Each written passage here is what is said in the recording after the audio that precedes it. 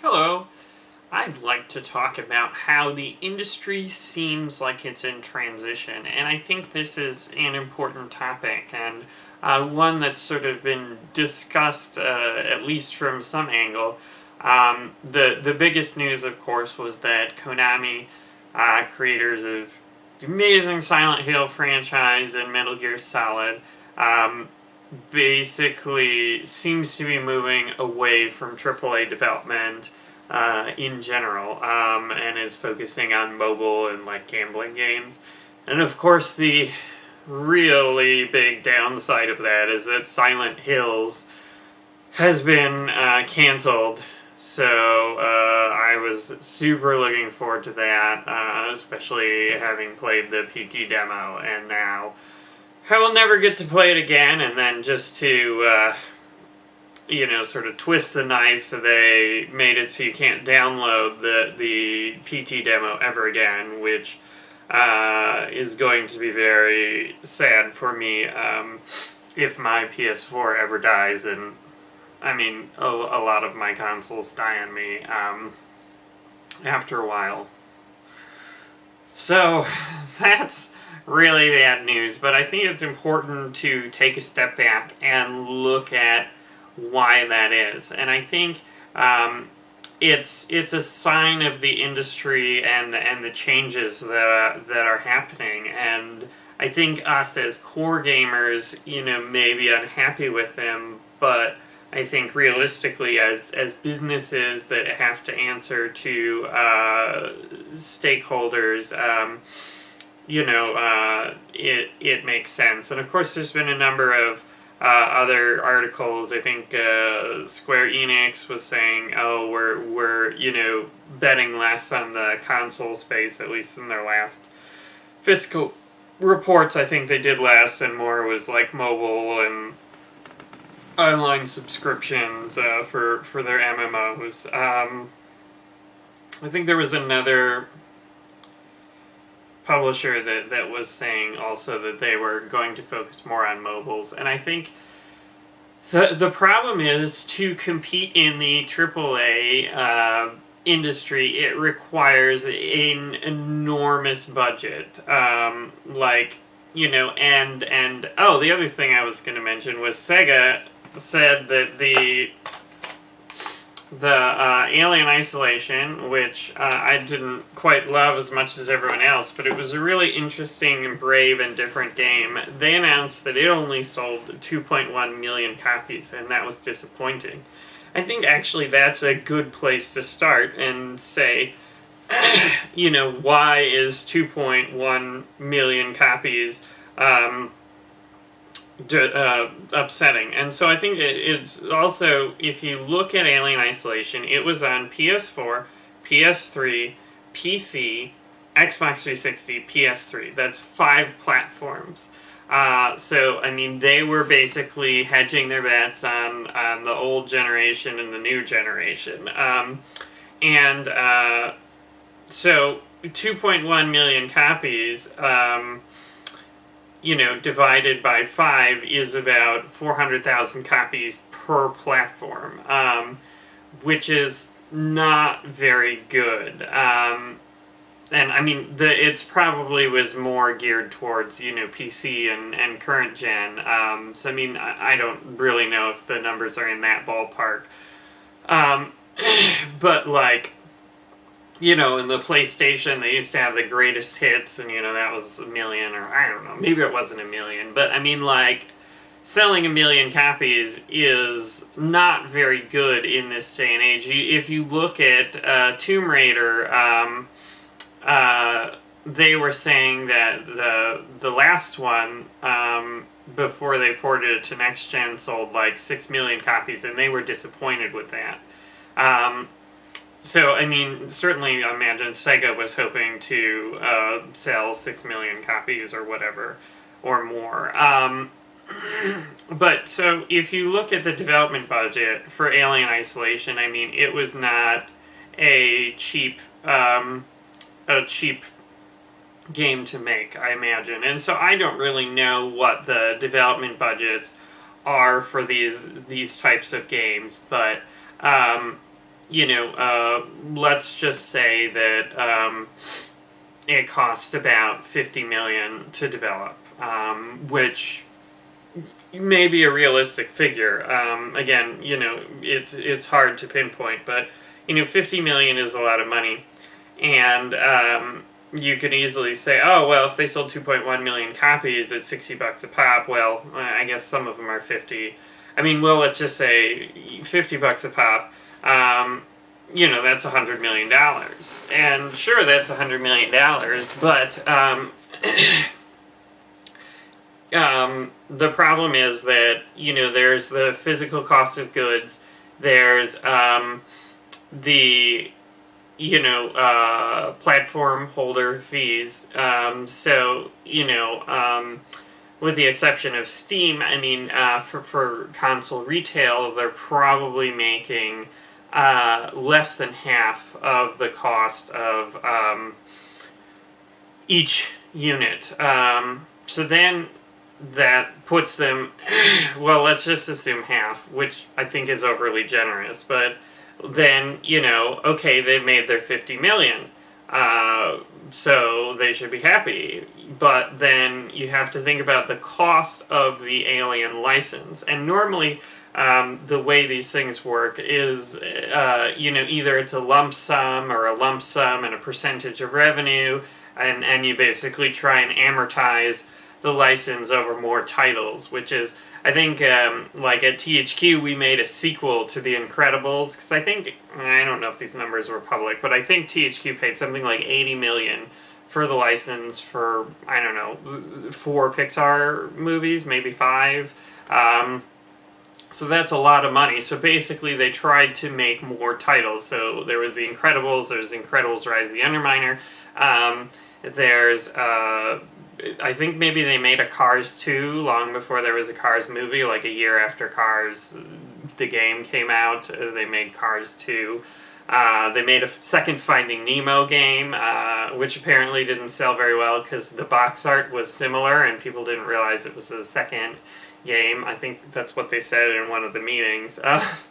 But I mean, this was more in the PS2 generation where, and I think maybe it was a GBA game or something where, it's parents buying for their kids and, they don't know about the games. They just pick what has, box art, what they think their kids will like or whatever. Anyway, so I mean, there's a significant cost to the Alien license, and it's easy to say that, oh, Sega already paid this cost, Creative Assembly was really pitching to do this game, the game may not have happened otherwise, but in bookkeeping, I think they do amortize the cost of the license, and maybe they had to pay a per unit license cost, and then there was advertising, and advertising is not cheap, so basically they spent more than $50 million on the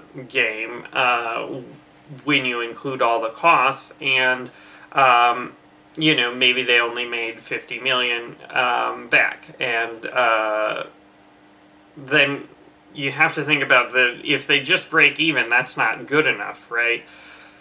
They want to make, a multiplier of what they invested in, and that's, sort of the calculation for sequels, is, did the first one outsell by a huge margin, and if that margin is big enough, then they'll greenlight a sequel, whether the development team wants to do it or not. If the development team doesn't want to do it, then they'll find another development team. And I think that's basically how the whole,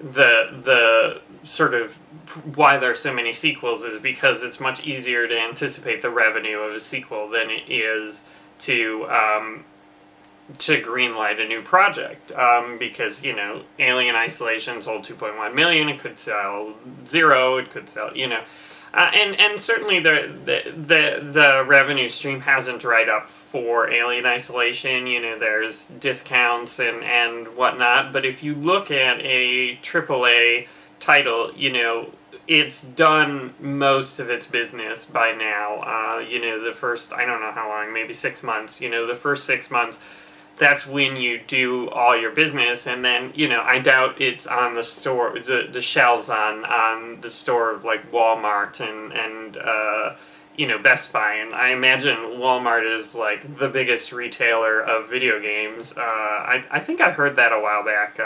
At least when I was working at THQ, like at E3, they would lecture us and they say, "Oh, if you see a buyer from Walmart, you like run over and suck up to them because we want to get that end cap on Walmart. That's the huge revenue driver for a game." So, I mean, the thing is, if you look at the business, it's very challenging because these AAA games are big, huge bets, and even when they're good, sometimes they don't sell well enough, which is kind of terrifying. Like, I loved Sunset Overdrive. But I was curious and I went on like VGCharts.com, which I have no idea how accurate they are, but like the numbers for Sunset Overdrive made me like cry, like I'm never gonna get my sequel.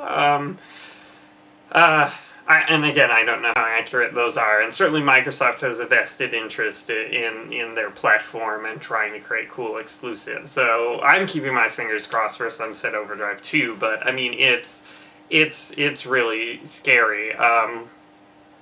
And I think, this is what the economic climate, a company like Konami is faced with. They're faced with, making these huge bets. And I mean, I was super excited about Silent Hills. Everyone was super excited about Silent Hills. But in general, like straight up horror games, especially, Kojima said, I want to make a game that, the main focus is to, scare the crap out of you, and